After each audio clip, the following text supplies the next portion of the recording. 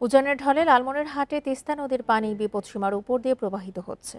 এ বিষয়ে আরো জানাতে লালমনিরহাট থেকে যোগ দিচ্ছেন আমাদের সহকর্মী মাহফুজ রহমান। মাহফুজ, তিস্তার পানি যে বিপদসীমার উপর দিয়ে প্রবাহিত হচ্ছে, পানি উন্নয়ন বোর্ড থেকে কি বন্যার কোনো পূর্বাভাস দেওয়া হয়েছে কিনা? বান্ডেল থাকলে প্রতি সেনমানিতে টাকা বাঁচবে। বিকাশ সেনমানি বান্ডেল কিনে জিতুন প্রতি লেনদেনে। দেখুন, গতকাল থেকে কিন্তু তিস্তায় পানি বাড়তে শুরু করে। ভারতের উজানের যে গজলডোবা বাঁধ আছে, সে বাঁধ থেকে অতিমাত্রায় পানি ছেড়ে দেওয়ার কারণে কিন্তু লালমনিরহাটের অভ্যন্তরে হু হু করে পানি প্রবেশ করতে শুরু করে।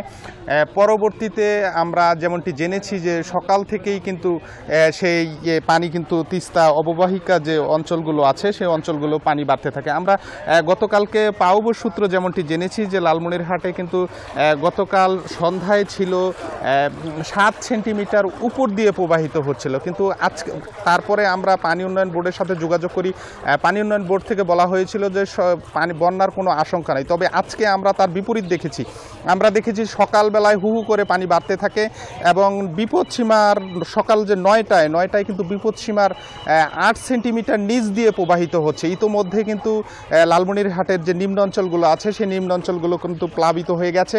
মানুষের ঘর বাড়ি থেকে শুরু করে স্কুল, কলেজ, বিভিন্ন স্থাপনায় কিন্তু পানি ঢুকতে শুরু করেছে। আপনি ক্যামেরার চোখে নিশ্চয়ই দেখছেন যে আমি যে এখানে দাঁড়িয়ে আছি সেটি কিন্তু একটি মানুষের চলাচলের সড়ক। সেই সড়কে কিন্তু পানি ঢুকে পড়েছে এবং সেই পানির মধ্য দিয়েই কিন্তু মানুষ চলাফেরা করছে। এবং আমার পিছনে দেখছেন যে একটি বিদ্যালয় রয়েছে, সেটি উচ্চ বিদ্যালয়, পাশাপাশি একটি প্রাথমিক বিদ্যালয়। সেখানে কিন্তু পানি কিন্তু ঢুকে পড়েছে। শ্রেণীকক্ষে এখনও পানি না ঢুকলেও কিন্তু বিদ্যালয়ের যে আঙ্গিনা আছে সেখানে কিন্তু পানি প্রবেশ করেছে।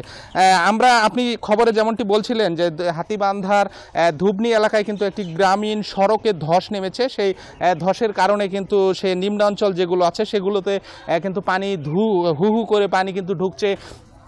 পরবর্তীতে রাতেই কিন্তু সেখানে উপজেলা নির্বাহী কর্মকর্তা শামীম মিয়া সেখানে পরিদর্শন করেছেন এবং প্রবল স্রোতের কারণে কিন্তু সেটি কিন্তু মেরামত করা সম্ভব হয়নি। আমরা এখন পর্যন্ত পাওবো সূত্র যেমনটি জেনেছি যে এখন পর্যন্ত কিন্তু প্রায় 8 সেন্টিমিটার নিচ দিয়ে কিন্তু তিস্তার পানি প্রবাহিত হচ্ছে এবং বিভিন্ন অঞ্চলে কিন্তু নিম্ন অঞ্চলে কিন্তু পানি প্রবেশ করেছে। স্থানীয়রা চরম ভোগান্তিতে রয়েছেন এবং পানি উন্নয়নের পূর্বাভাস যেটি রয়েছে যে স্বল্প মেয়াদী বন্যা হওয়ার একটি আশঙ্কা করছেন তারা।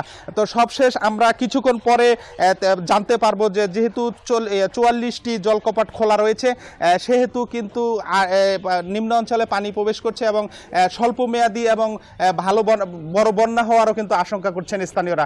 আর মানুষের ভোগান্তি কিন্তু চরমে রয়েছে। তো এই ছিল লালমনিরহাট থেকে আমার কাছে সর্বশেষ।